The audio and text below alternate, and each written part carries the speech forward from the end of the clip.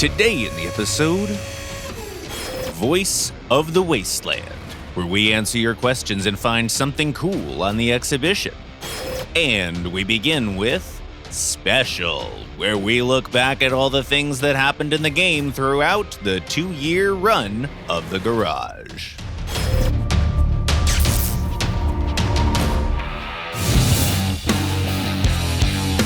We're not sure how it happened, but it's already the 50th episode of the rebooted garage, and for that we're very grateful to you, all our viewers and listeners.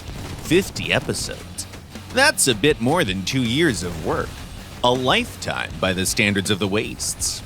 We spent that time tinkering with machinery, testing new and old equipment, answering your questions, deleting Ravager Trojans from the only computer in our broadcasting station, inspecting your ranges, and telling you about all the things that we deemed important or interesting.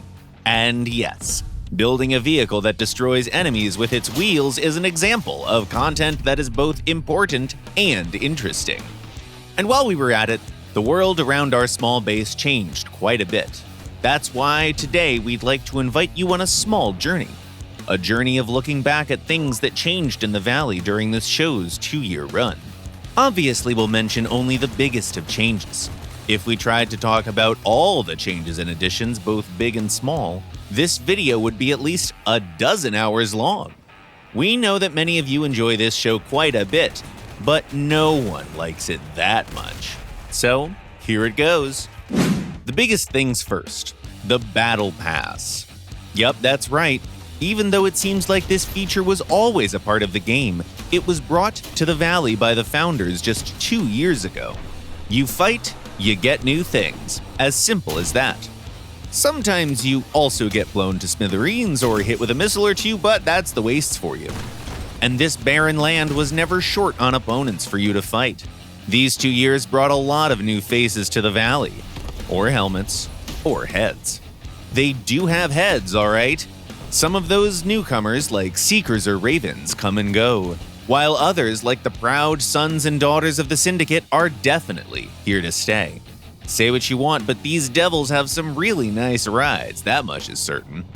Naturally, new factions brought a lot of new shiny tech. Can you smell it? The sweet, sweet fragrance of motor oil and gunpowder? That's because we're getting close to the hangar where we store all those new toys. It's like being a kid in a candy store, not sure what to pick. Here are the sleek big rams, which allowed survivors to build a lot of beautiful mechas. The kaiju, the first ever gun with a truly monstrous appetite.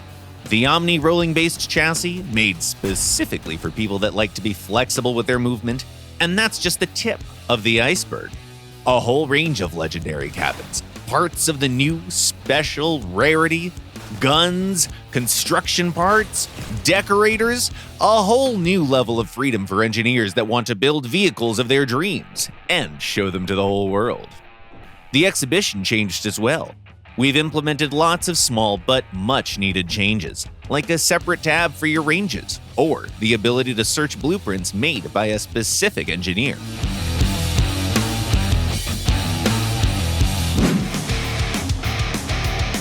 Maybe you want to take a break from building stuff, get in your favorite ride and take a drive around your favorite spots in the Wastes, both old and new? Well, the list of possible destinations became even longer. Ravager's Foothold, the place with iconic bottomless pits. East Quarter, ablaze with neon and awash with Sakura pink. Clean Island with its labs surrounded by boiling waters. The dizzying megapolis of Sinto City, the first map where you can capture the zone on 2 different levels at the same time. And that's without even mentioning a plethora of changes to old maps that survivors of the Valley grew to know and love. For instance, new destructible objects appeared in many places, including your own backyard, right next to your garage. What can we say? People of the Wastes like to smash stuff. Speaking of garages, by the way, it was during these 2 years that you received the ability to build your own crazy theme parks, and we got the chance once again to witness your creativity and admire it. Or cry out in terror, one of the two. By the way, if someone knows the way out of this labyrinth, please tell us ASAP. It's been days, months even. Please! There were also quite a few surprises and experiments for people that like to find new, unusual, or outright weird ways to fight each other. Our personal favorite was probably the sabotage? No, wait, it's the arena mode. Ugh, turning into Ravagers was a lot of fun as well. Boo! And all of that was reflected in one way or another in this little show. Sometimes in a very thorough way, sometimes through jokes, sometimes successfully and sometimes not. But you were always there for us and we're very thankful for that. Right now, the team of the garage is loading ammo and fuel onto our cars as we're leaving our old base on a quest to find a new good place for our broadcasting station. Even Jacob is coming, even though that might be a grave mistake on our part. That's not the end of the garage, by the way. Think of it as a bit of a break. A break where we might get eaten by nuclear devils, true, but just a break nevertheless. And now a short break of a different type, the commercial one. An official message on behalf of the Dawn's children. No, our new cabin does not employ gremlins to give your guns a faster reload. All gremlins were effectively exterminated at the Great Carburetor War of 2048.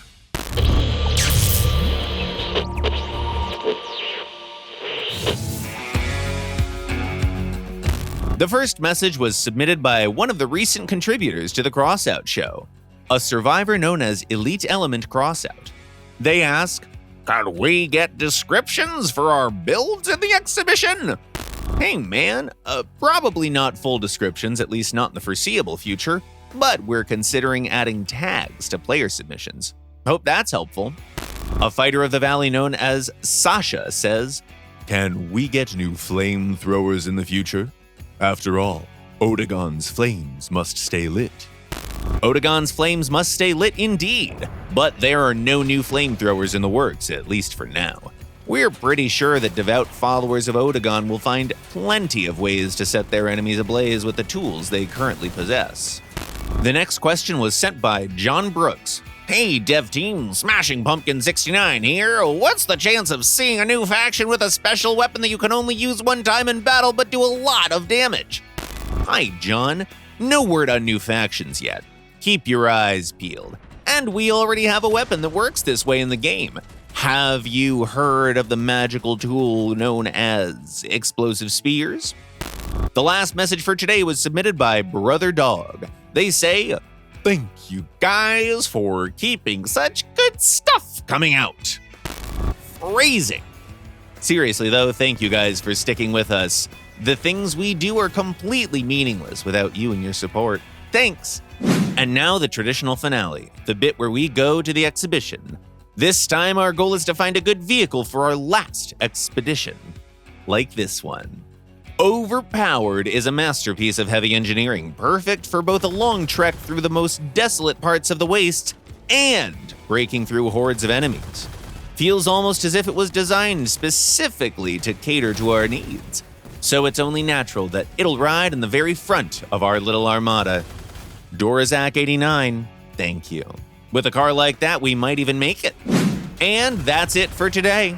Tell us what you think in the comments below and ask us questions. We read them all. If you enjoy the stuff we're putting out, subscribe, leave a like, or don't. We're not Odegon to tell you what to do after all. And good luck in the wastes. What? We can run yet another ad to raise more funds for the journey? Oh, okay. Here it goes.